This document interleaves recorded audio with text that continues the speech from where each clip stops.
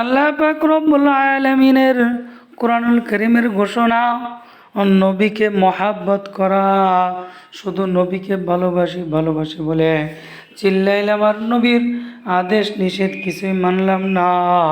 মনে রাখবেন, এটা নবীর ভালোবাসা নয়।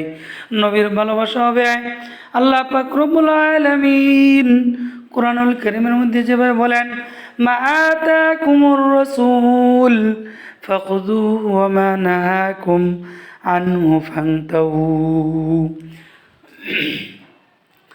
আমি নবী যেগুলো নিয়ে এসেছি, আমি নবী তোমাদের মাঝে যে বিধান নিয়ে এসেছি, তোমরা সেগুলো আঁকড়ে ধরো, মজবুত করে ধরো।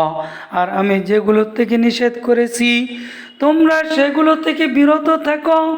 এইটাই হলো আমাকে ভালোবাসা, আমাকে প্রকৃত ভালোবাসার নমুনা।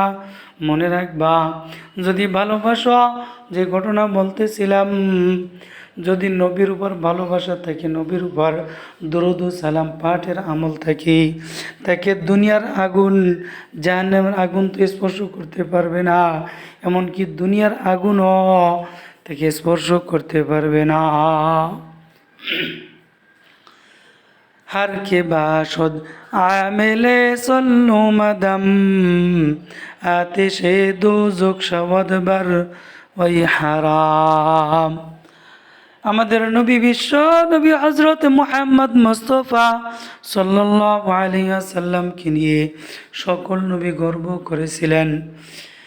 সাইয়্যিদুল কাউনাইন খাতামুল মুরসালিন आखिर आमुद बुआद फखरुल अव्वलीन। मैं दूर हो मजबूर हो आए सैयद आलम, दीदार दिखाते नहीं आवाज सुना दो।